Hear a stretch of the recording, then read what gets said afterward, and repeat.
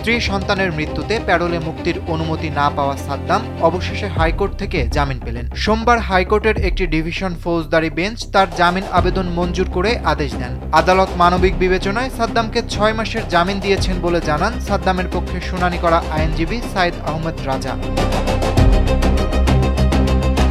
23 জানুয়ারি দুপুরে বাগেরহাট সদর উপজেলার সাবেকডাঙ্গার গ্রামের বাড়িতে সাদ্দামের স্ত্রী কানিজ সুবর্ণা স্বর্ণালীর ঝুলন্ত মরদেহ উদ্ধার করে পুলিশ।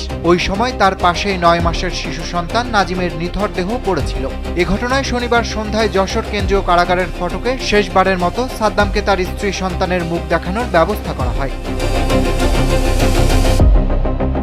এর আগে গত বছরের 5 এপ্রিল গোপালগঞ্জ থেকে গ্রেপ্তারের পর যশোর কেন্দ্রীয় কারাগারে বন্দী ছিলেন সাদ্দাম। এদিকে স্ত্রী সন্তানের মৃত্যুতে প্যারোলে মুক্তির অনুমতি না পাওয়া নিয়ে বিভিন্ন মাধ্যমে সমালোচনা সৃষ্টি হলে রোববার এক বিবৃতিতে এ বিষয়ে অবস্থান স্পষ্ট করে স্বরাষ্ট্র মন্ত্রণালয়। এতে বলা হয়, স্ত্রী ও সন্তানের মৃত্যুতে সাদ্দামের প্যারোলে মুক্তির বিষয়ে তার পরিবারের পক্ষ থেকে যশোর জেলা প্রশাসক ও জেলা ম্যাজিস্ট্রেট কিংবা যশোর কেন্দ্রীয় কারাগার কর্তৃপক্ষ বরাবর কোনো আবেদন করা হয়নি।